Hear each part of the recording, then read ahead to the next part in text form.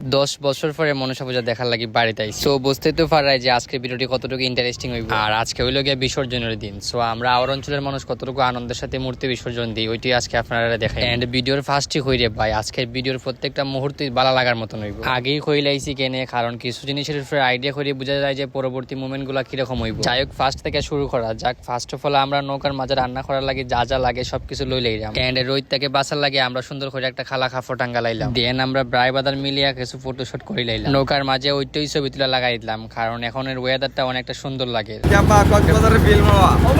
আসলে আওয়ার অঞ্চলের ফিলটা একটু অন্যরকম, তাই আমি একান্তভাবে একটু আওয়ারের সৌন্দর্য উপভোগ করতে লাগলাম। সত্যি বলতে রে ভাই ওই মুহূর্তটা আমার কাছে খুব বেশি ভালো লাগে। দেন আমরা নৌকার উপরে হালকা করে একটা মুড়ি পার্টির আয়োজন করলাম। এন্ড হাওরের মাঝখানে এত সুন্দর বাতাস লগে হালকা হালকা ঢেউ। Really brother this moment is the best for me. যাই হোক পরে আমরা দেরি না কইরা আমরা মেইন কাজে লাগি গেলাম। হাওরের মাঝে নিজেরা রান্না খাইলে একটু অন্যরকম ভালো লাগে। এন্ড রান্নার কাজ টাজ করতে কোনো ধরনের প্যারা না, কারণ হাওরের পানি একদম স্বচ্ছ, যার কারণে সবকিছু পরিষ্কার করে করা যায়। যাই হোক আমরা একদল বাইরে কাজ করে আর একদল ভিতরে বইয়া কাজ করে। রান্না করতে গিয়ে যা লাগে সবকিছু নৌকার মাঝে তুললেও এক দুইটা জিনিস তো তুলতে মিস যাইব, বাট আমরা আবার অবস্থা বুঝে ব্যবস্থা করতাম পারি। দেখতে দেখতে আমরা মাংস রান্না প্রায় খাসাই গেছি। সো এখন আর আমরা খাইতে বেশি দেরি করতাম না, কারণ ওই রকম একটা ওয়েদারের সাথে হাঁসের মাংস দিয়ে ভাত খাইতে তো দেরি করলে হইতো না। হাঁসের মাংস দিয়ে ভাত খাইতে তো এমনিও ভালো লাগে, আর যদি ওই আওয়ারের বুকে সবাই এক লগে বইয়া খানি তখন তো আরো বেশি সেরা লাগে। এন্ড আমার কাছে এই প্রত্যেকটা মুহূর্তে অসাধারণ লাগে। আর আমি খালি মুখে কইরাম না রে ভাই, আবারও একবার ঘুরে গেলে বুঝতে পারবাই কতটুকু ভালো লাগে। বাসাতে একবারের বেশি দুইবার ভাত লই না,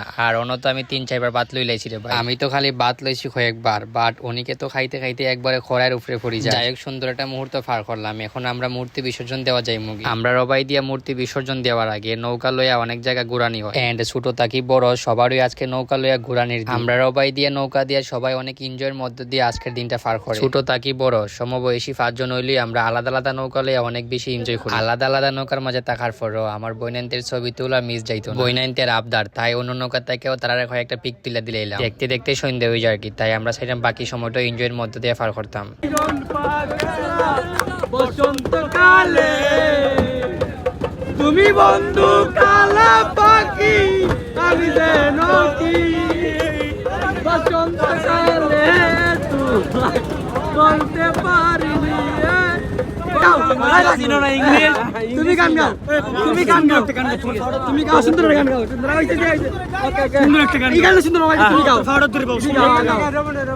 গাও গাও গাও। বন্ধু বিনে প্রাণ বাঁচে না, না না প্রাণ বাঁচে না, না বন্ধু আমার সিকন গালা নয়নে লাগাতে বলা কইলে তারে। যাই হোক এভরিওয়ান, দেখতে তুই পারলাই কতটুকু এনজয়ের মধ্য দিয়ে আজকের দিনটা পার করলাম। সো তুমি কবে আবারও আইরাই অবশ্যই কমেন্ট করে হয়ে যাইবা। Bye bye everyone and see you in the next video.